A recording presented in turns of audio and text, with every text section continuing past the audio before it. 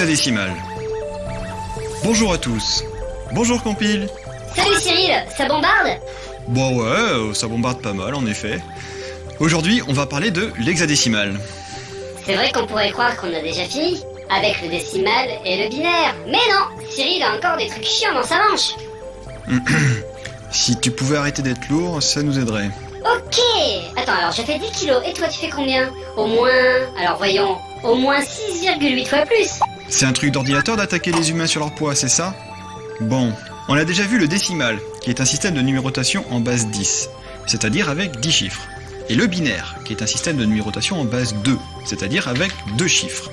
On va maintenant voir qu'en informatique, il y a un autre système de numérotation qui est très utilisé, l'hexadécimal, qui est en base 16, c'est-à-dire avec 16 chiffres. D'accord, mais pourquoi pas 17 ou 15? Parce que l'hexadécimal n'a pas été inventé pour des raisons mathématiques, mais pour des raisons pratiques. Revenons au binaire.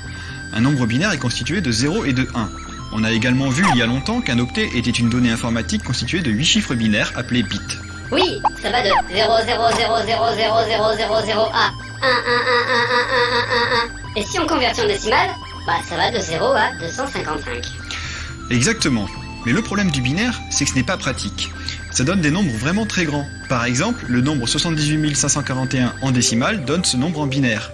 C'est énorme. Du coup, pour un programmeur, c'est chiant de bosser en binaire. Mais c'est aussi chiant de convertir en décimale, car il n'y a aucun lien entre le décimal et le binaire. Je te vois venir, alors je t'arrête tout de suite. Pourquoi est-ce qu'il y aurait un lien avec l'hexadécimal?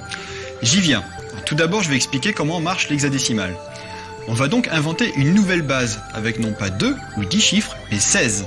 Le problème, c'est qu'il faut trouver un moyen d'écrire ces 16 chiffres. Pour les 10 premiers, on a déjà des signes qui existent. 0, 1, 2, 3, 4, 5, 6, 7, 8, 9. Restent les 6 derniers signes. On pourrait inventer des nouveaux signes, mais comme le système a été inventé par des informaticiens qui utilisent un clavier, ils ont réutilisé des signes qui existaient déjà. Et ces signes sont les lettres de l'alphabet. En hexadécimal, les 16 chiffres de base sont donc 0, 1, 2, 3, 4, 5, 6, 7, 8, 9, A, B, C, D, E, F.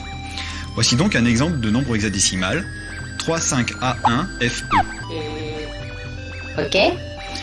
Bon. L'hexadécimal obéit aux mêmes règles que le binaire ou le décimal car c'est une numérotation positionnelle. Rapidement, si on décompose ce nombre tel qu'on l'avait fait avant, E vaut 14, F vaut 15 mais comme il est sur la seconde colonne et qu'on est en base 16, ça fera 15 fois 16, c'est-à-dire 240. 1 vaut 1 fois 16 puissance 2, soit 256. A vaut 10, mais on est sur la quatrième colonne, soit 10 fois 16 puissance 3, ou 10 fois 4096, soit 40 960. Cinquième colonne, 5 fois 16 puissance 4, c'est-à-dire 5 fois 65 536, soit 327 680. Sixième colonne, 3 fois 16 puissance 5, c'est-à-dire 3 fois 1 048 576, soit 3 145 728. On additionne tout ça et ça donne 3 514 878 en décimale. Comme vous le voyez, l'hexadécimal permet donc d'écrire de très grands nombres avec moins de chiffres. Alors déjà, ce n'est pas facile à intégrer tout ça, mais en plus, je ne vois toujours pas le lien avec le binaire. J'ai l'impression que tu te compliques la vie. En fait, l'hexadécimal n'aurait aucun intérêt comme ça tout seul, mais il y a bien un lien direct avec le binaire. On part du principe suivant. Reprenons notre octet. Un octet est constitué de 8 bits. Si on le coupe en deux, il est constitué de 2 fois 4 bits. On appelle un ensemble de 4 bits un quartet. Soit un quatuor en bon français. Maintenant, prenons l'octet suivant. 0, 0, 1, 0, 1, 0, 1, 0. Si on l'écrit en décimale, ça donne 42. Maintenant, on peut aussi l'écrire en séparant les deux quartets. 0, 0, 1, 0, le quartet suivant, 1, 0, 1, 0. Ce qui donne 2 pour le premier quartet et 10 pour le second en décimale. Là, le problème, c'est qu'il n'y a aucun lien entre le décimal et le binaire. Donc si j'écris 2 et 10 côte à côte, ça donne 210, ce qui est tout à fait différent de 42. Maintenant, on va faire la même chose, mais en hexadécimal. 0, 0, 1, 0, 1, 0, 1, 0, cet octet donne en hexadécimal le nombre 2A. Maintenant, raisonnons en quartet. 0, 0, 1, 0 vaut 2 et 1, 0, 1, 0 vaut A. Et quand on les écrit côte à côte, ça donne 2A, c'est-à-dire la même chose. Il y a en effet une correspondance totale entre un groupe de 4 chiffres binaires et un chiffre hexadécimal, car il y a dans les deux cas 16 valeurs possibles. Ouais. Oui. Non mais en gros ça veut dire que pour un programmeur, au lieu d'écrire par exemple ce nombre binaire imbitable, on va écrire 28A 2634 en hexadécimal. C'est plus concis et on sait immédiatement que 34 par exemple va correspondre au dernier octet en mémoire. Comme ça on peut plus facilement fouiller dans tes entrailles. Bon, est-ce que tu réalises que là ça va un peu trop loin? On est quand même à la télé française. Les gens s'attendent à un minimum de... Enfin, tu vois, quoi.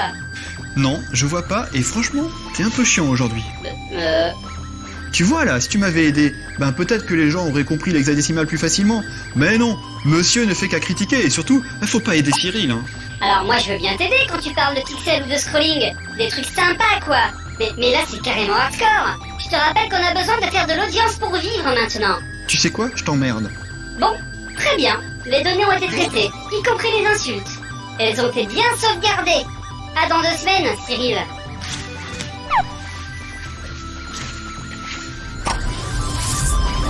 Non mais Cyril, reviens. Je déconne. Non mais c'était bien les exas en fait.